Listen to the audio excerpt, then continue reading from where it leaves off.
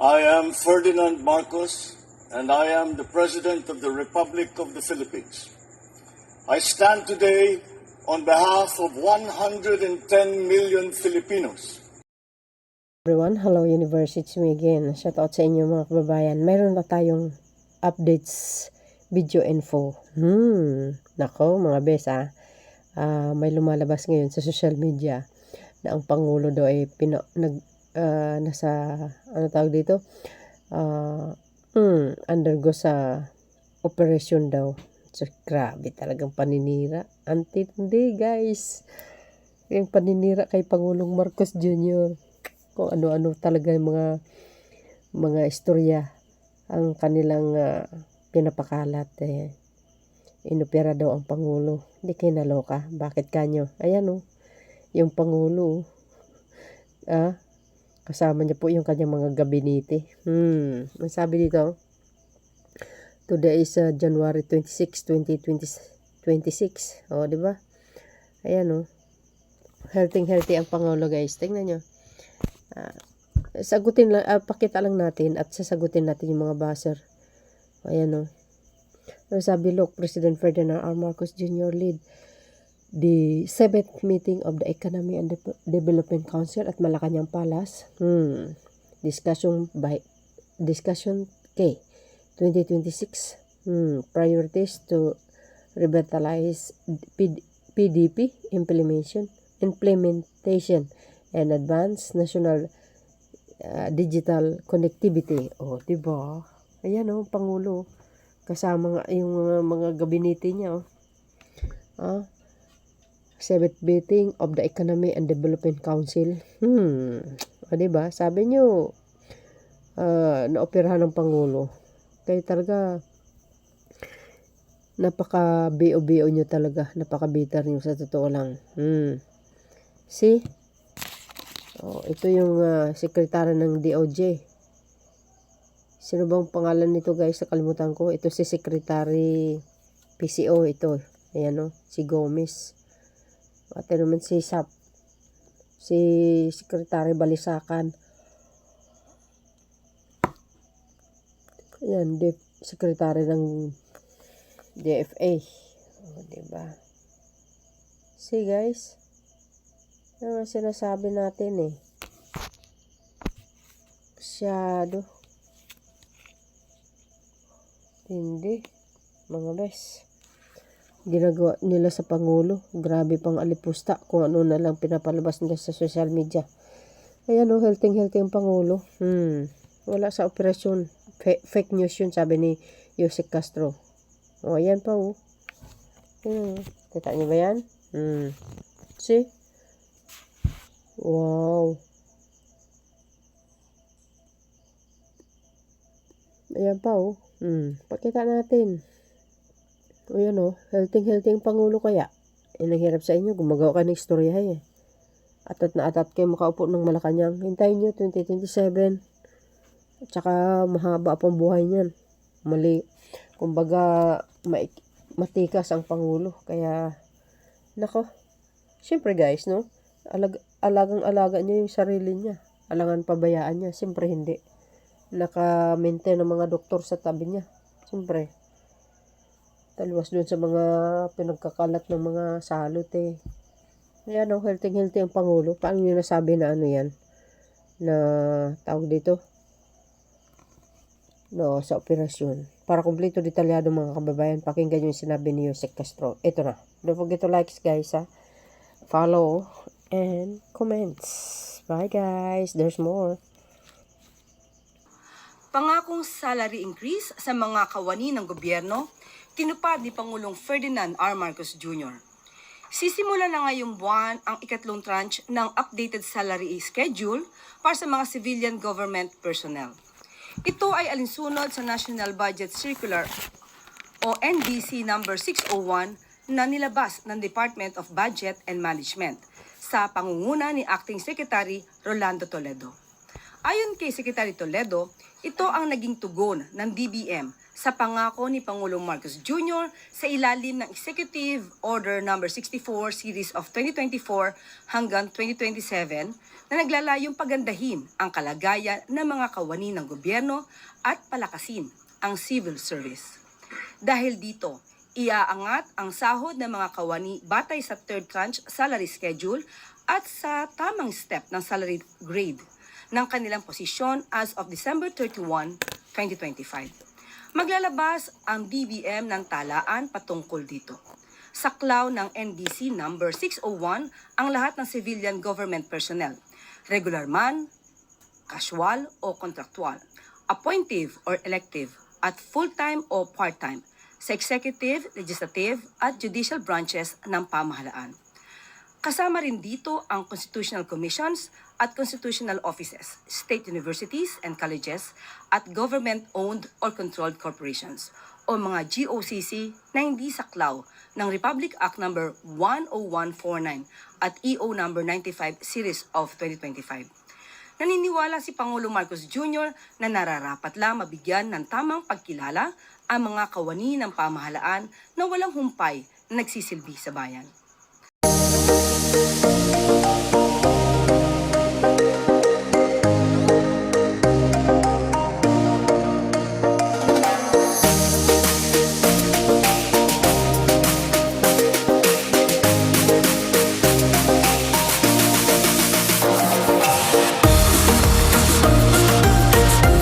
Incident sa bansa, bumaba sa tulong ng walang gutom program ng Pangulo at DSWD.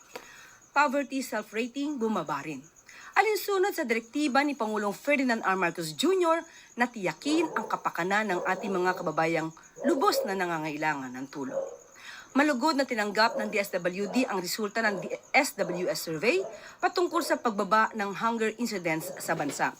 Ayon sa survey, bumaba sa 20.1% ng mga respondents ang nagsabing nakakaranas sila ng involuntary hunger. Nakita ang magandang resulta na ito kumpara sa nakaraang taon. Ayon sa ahensya, ang pagbaba ng dami ng mga Pilipino nakakaranas ng gutom ay malaking tagumpay para sa bayan. Ibig sabihin lang nito ay ramdam na ang mabuting epekto ng social protection programs ng pamahalaan. Gaya ng walang gutom program na naglalayong tuluyang wakasan ang gutom sa bansa. Ayon din sa utos ni Pangulong Marcos Jr., palalakasin pa ng DSWD ang walang gutom program upang palawakin ang coverage nito at makapaglingkod sa 300,000 beneficiaries ngayon 2026. Maliban sa pagbaba ng hunger incidence sa bansa, bumaba rin ang poverty and food poverty self-rating ayon sa survey ng Okta Research.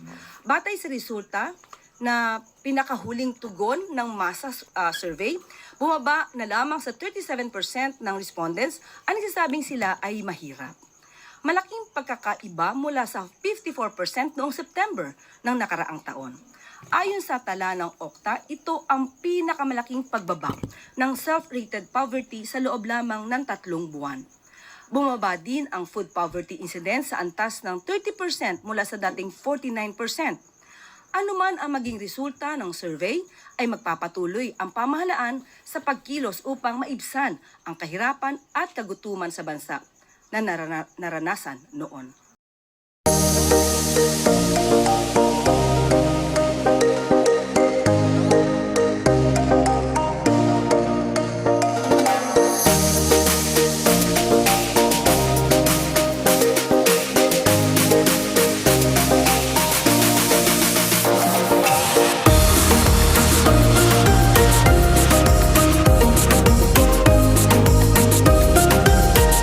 Unang tanong po mula kay Christian Yusores, DZMM.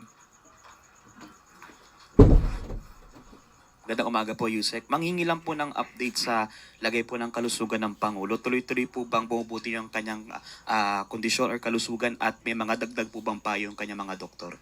Sa ngayon po ay masasabi natin maganda po ang kalagayan ng ating Pangulo dahil siya po ay kasalukuyang nasa meeting. At yun po, at marami po silang pinag-uusapan patungkol po doon. At kung ano man mapag-uusapan, may aari kong maibigay bukas dahil hindi pa po tapos ang meeting. Isang follow-up lang, ma'am.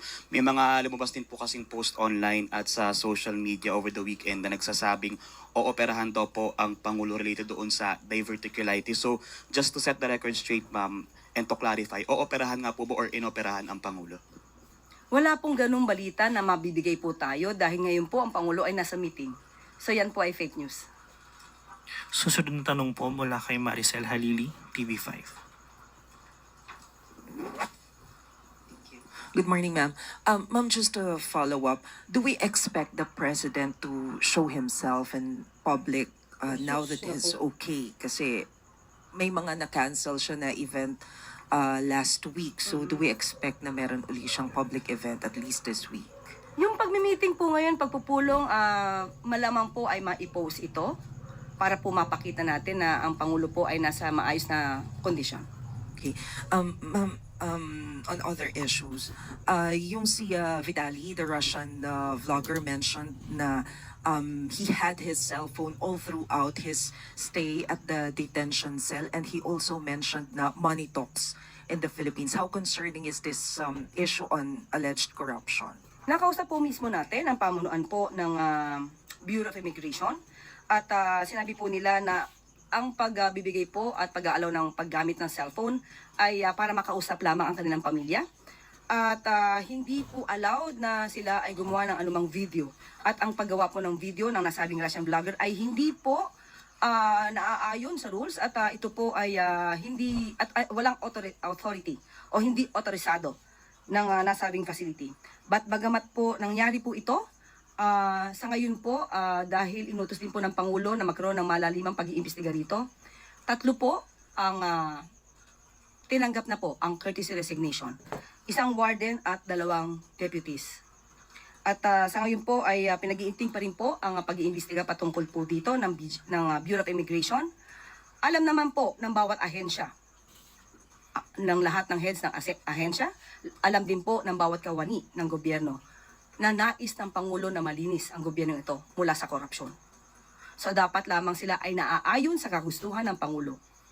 Dahil kung hindi po sila aayon sa kagustuhan ng Pangulo na maging malinis ang gobyerno mula sa korupsyon, maaari sila matanggal sa pwesto.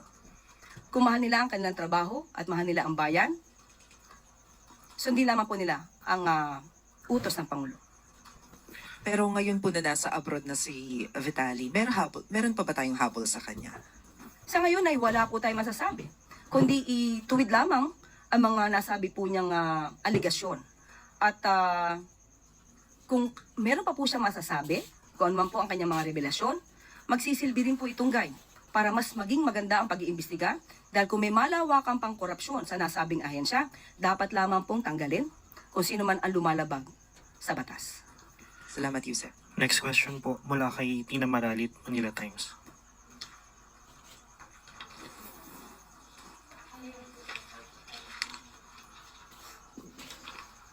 Hi, ma'am. Good morning po. The non-profit organization Sealight over the weekend claimed that the Chinese embassy is allegedly controlling Chinese language media or newspapers in the country to push China's propaganda. What is the government, particularly the PCO, doing or planning to do to counter this as the main communications arm of the administration? Matagal na po nababalita na may ibang bansa na nakikialam sa ating politika. Pero ayon na rin po sa PCO, iginagalang po natin ang freedom of expression, ang freedom of speech. Ngunit, kinukondena natin ang anumang disinformation o fake news. Sa ngayon po, nakikipag-ugnayan din po ang PCO sa DICT at CIC upang malaman po natin kung may mga authentic behavior at hindi sumusunod sa mga panuntunan. Muli, ang nais po natin ay transparency, masabi ang katotohanan at ito din po ang ating magiging bilin sa ating mga kababayan, maging mapanuri. Magkaisa po tayo. Ang dapat po nating ipaglaban at ingatan at proteksyonan ay ang interes ng ating bansa at hindi interes ng ibang bansa. Salamat po. Next question po, Let Narciso, DZRH. Good morning, Yusek. Ma'am, ipinatawag po ng Foreign Ministry ng China si Philippine Ambassador to China, Jaime Flor Cruz, dahil inaalmahan nila yung umano'y smear campaign na ginagawa laban sa China ni Commodore J. Tariela. Ano po ang reaksyon ng palasyo dito?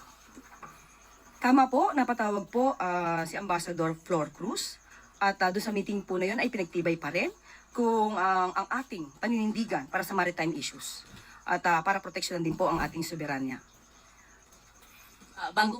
Sige po, go ahead. Bago po yan, sinita na rin ng Chinese Embassy si Commodore Tariel dahil sa kanyang mga social media post na ang DFA at ilang mambabatas nagpahayag ng suporta doon sa ating mga opisyal at mga institusyon ng gobyerno na dumidepensa sa ating soberanya. Ang presidente po ba may kahalintulad na pahayag? Una-una po, ang Pangulo po, siya po ang nagsabi na hindi po niya isusurrender even an inch of our territory.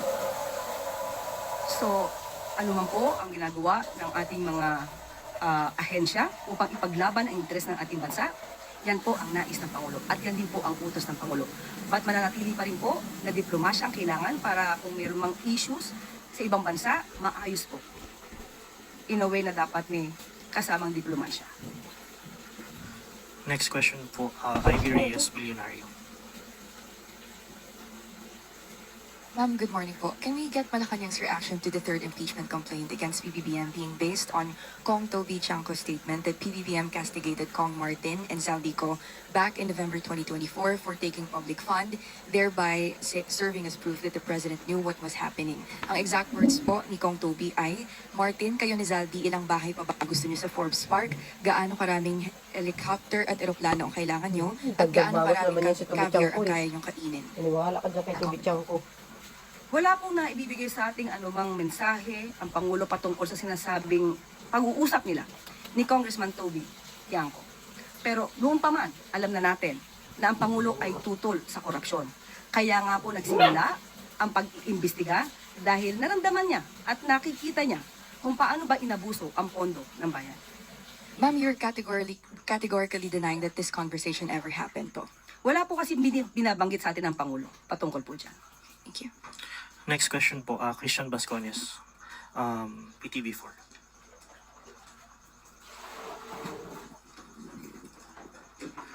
Yuse, good morning. Sa kabila po ng paghihimok ng presidente sa BARM na magkaroon ng pagkakaisa, bago pa man ang halalan, nangyari pa rin ang pag-aambush sa alkalde ng Sharipagwak. Luckily, nakaligtas po siya. Now, what steps is the national government taking to ensure the safety of all local officials and to address political violence in Mindanao, especially po sa BARM? At ano po ang mensahe ng palasyo pagkatapos po ng pangyayaring ito? Una-una po, kinukundena po ng Pangulo ang nangyaring yan. At dahil sa kanya pong pag-uutos at direktiba, agad-agad din pong kumilos ang DILG, pati po ang PNP. At pinupuri nga po ng DILG Secretary, John Rica Rimulya, ang mabilisang pagresponde ng Police Regional Office, Bangsamoro Autonomous Region sa nasabing insidente. Mananatili po na palaluwigin ng DILG at ng pamahalang ito ang peace and order. So, doon sa ating mga kababayan dyan, kung meron po kayong nakikitang kakaibang aksyon, kahina-hinala, ipagbigay alam lamang po kaagad sa mga otoridad para po mas mabigyan pa po kayo ng karampatang proteksyon. Next question po. With the reports of spread of Nipah virus in Thailand, is this a concern for the Philippines considering na nagkaroon po na nito noong 2014 sa Mindanao? What measures is the government taking to prevent the entry or spread of such virus po?